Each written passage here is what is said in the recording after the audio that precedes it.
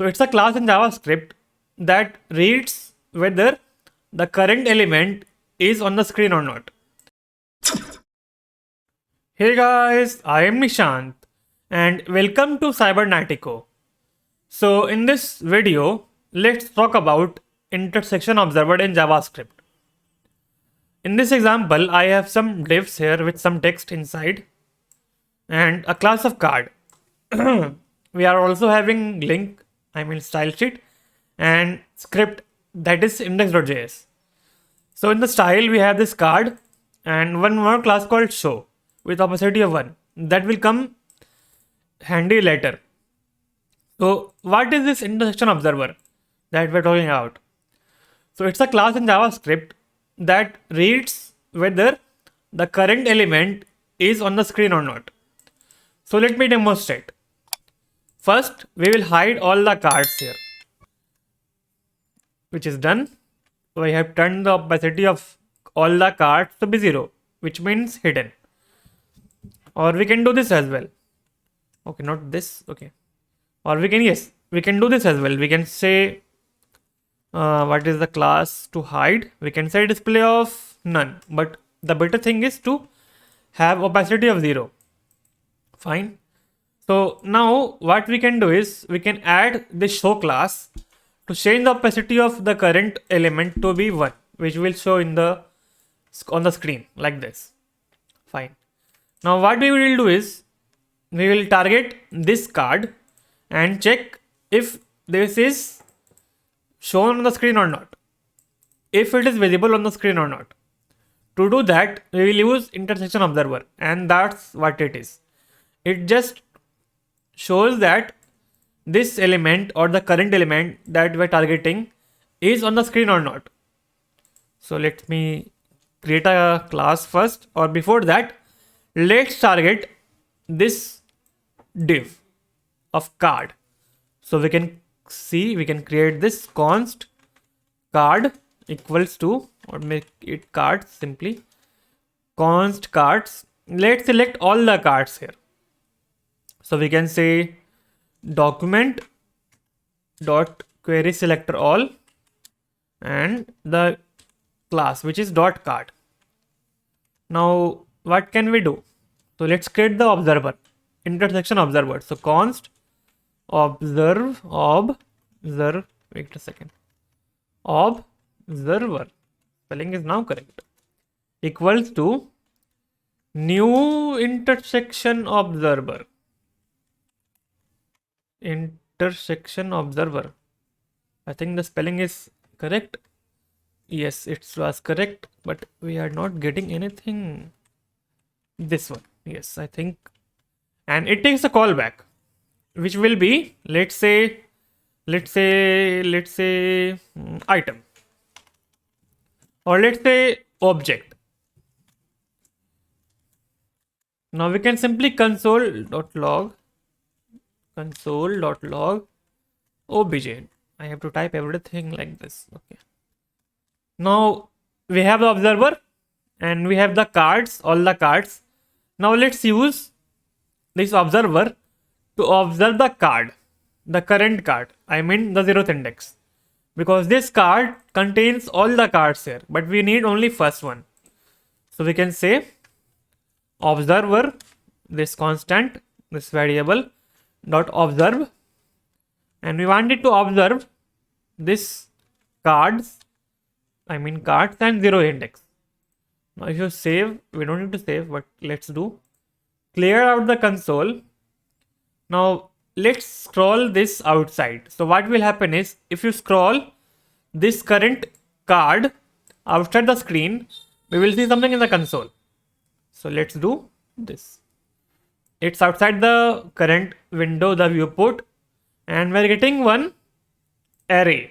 Inside this, we have all the items like bounding client rectangle, which tells the coordinates x, y, height, width, top, bottom, right, and left. Then we have is visible, which is false because we are not having this on the screen. It's not visible. Then we have target as this, the current card, which is a div. So we can use this target to add this show class dynamically so that we see only those cards on the screen that we are on. So let's do it. It's tough to explain, but let's do it. And one more thing, let's clear it first. If you go to the top and when this is on the screen, this will be turned to true. This thing called intersection is intersecting. Yes, this one. It's true because it's now intersecting. Now let's do this. So in the observer, we have an array. We can look through it as well. And we can dynamically add this class of show here. So let's do that. So we can say obj object dot for each, which takes an item param, and we can simply do this. So item that we have dot target, which is an HTML thing, or yes, HTML. So where is it? Let me check this. My scroll is not working properly. Mouse. Yes, we have to target this. We're targeting this item dot target. We will extract all the classes from here using class list property, and then we can simply toggle this, or I mean the class name. So we can say class list dot toggle, so that we can turn this show on when the element is on the screen, and we can turn it off when it's not on the screen. So let's see the show here. Let's add show here, and we can simply say item dot target. No, wait, not target. Item dot is intersecting, so that if it is true only, then this will be true. I mean, this will add. If it is false, this will be removed, which is a toggle function basically. Now we need to run this for each on the cards as well to loop through this all the cards. So we can say cards dot for each, again item. I mean, let's not use item here, let's use card, single card, and in this card we can simply say observer dot observe and just pass the card, I mean the current card that we are on. We can clear this or just close this and save. Now if you scroll down, you will see no change. If you scroll on faster, you may see some change, because what will happen now is, if the next element, like this sum card or some text card, the next element to this, if it is visible by only a single pixel, that will show up here, that we can see. To toggle this, we can use other property called threshold, which can be used here in the observer second param. So its value can be 0 or 1. 0 means the default thing, I mean the single value of this pixel, I mean single value of this card. So see, this card has a top margin, sorry, not top margin, this card has the top border.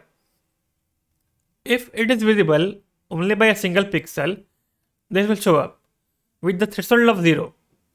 If it is 1, what will happen is the last pixel, which is the border bottom, only if it is visible, that will show up, not other than that, anything other than that. So let's see, if you scroll down, you will see nothing is here until the border bottom is on the screen. So we can toggle this between 0 and 1. So let's make 0.5, not 1.5, 0.5. So in this case, the middle card, I mean the middle portion of the card, should be on the screen to make the card visible. So now let's test this.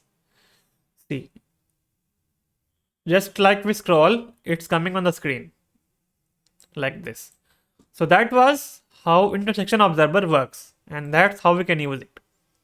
Now you might be asking why this can be useful. So it's up to you. to how to make it useful, but there are few applications that we can use it on. Like we can use infinite scrolling in JavaScript. Like if you keep scrolling, the last element should be visible to make the other next 10 or 20 or 30 elements visible, like an infinite scroll. So that's how we can use it. I have a video on that same topic that I will leave in the description. So make sure to check it out and like this video as well. Thank you so much for watching. Subscribe to my channel. Alright then. Thank you.